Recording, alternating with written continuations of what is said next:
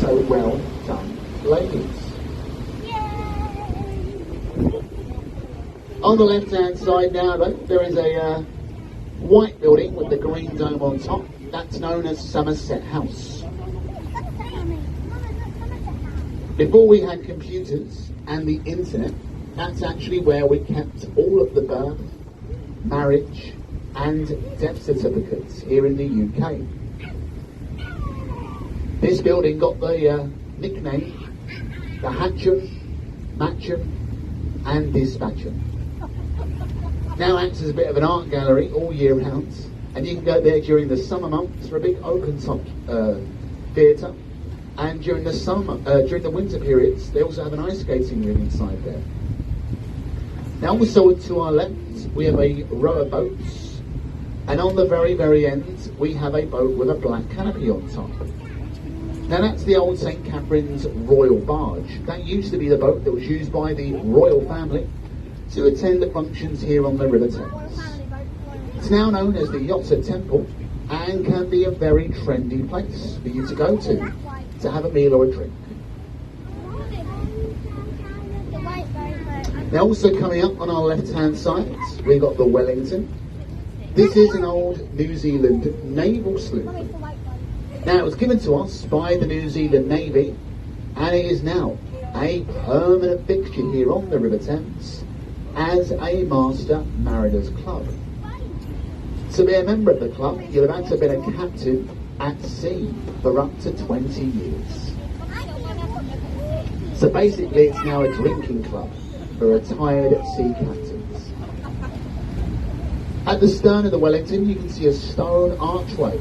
That's called Temple Arch. It marks the boundary point where we've now left the city of London behind us and we have now entered, forget that last bit. We've now left the city of Westminster behind us and now we're entering the city of London. Now the city of London is actually one of the smallest cities in the entire world and it is only 1 square mile. And that is sometimes what London gets called, the square mile. Basically it's a city within a city. On the right, we got the red brick building with a white column on top, and that's the old Oxo Tower. But a few different things over its life. First built to be used as a cold meat storage facility, and later on it was converted into a power station for the local post offices.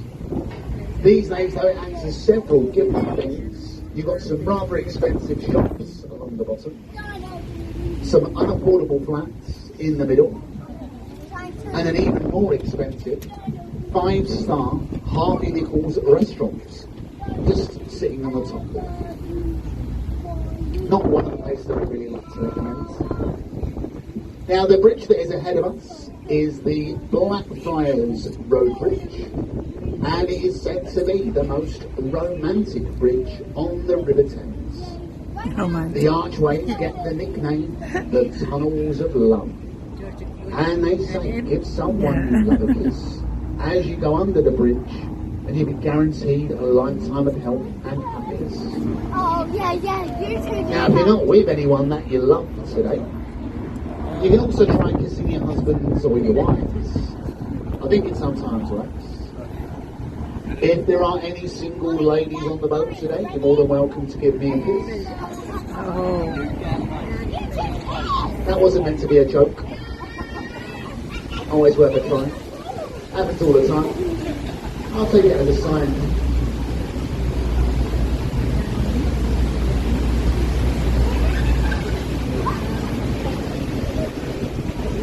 Now these red footings are all that remain of the older St Paul's Railway Bridge.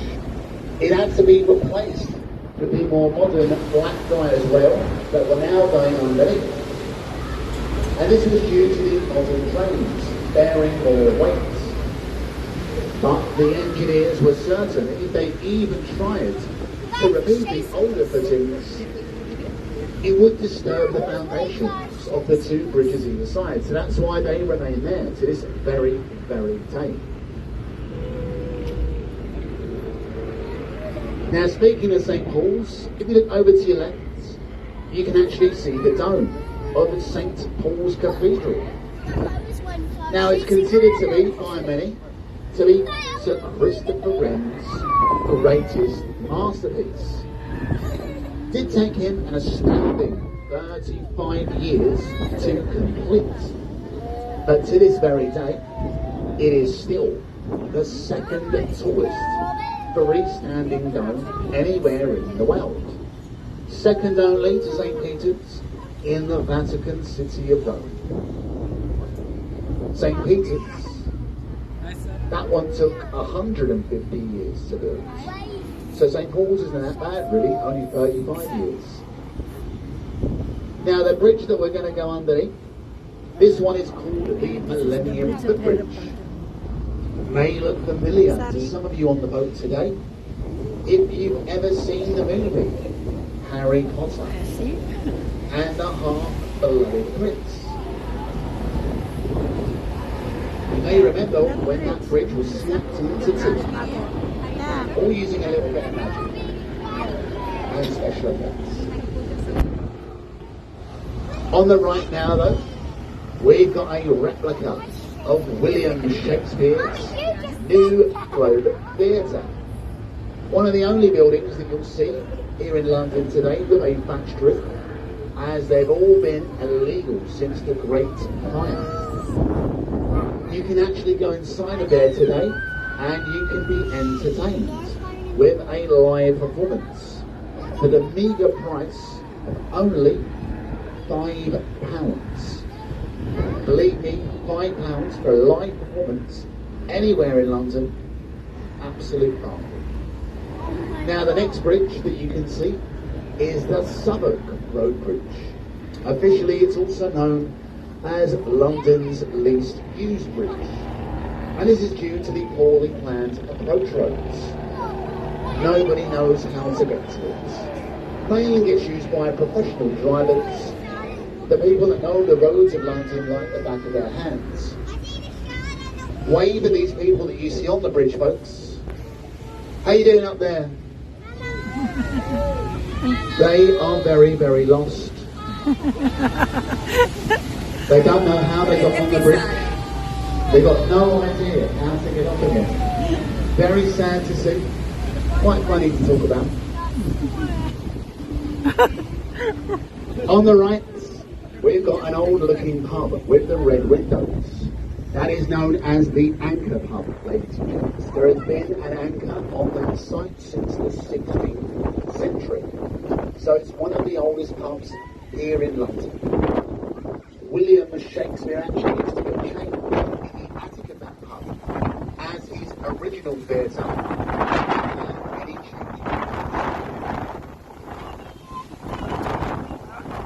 The bridge that we're now going under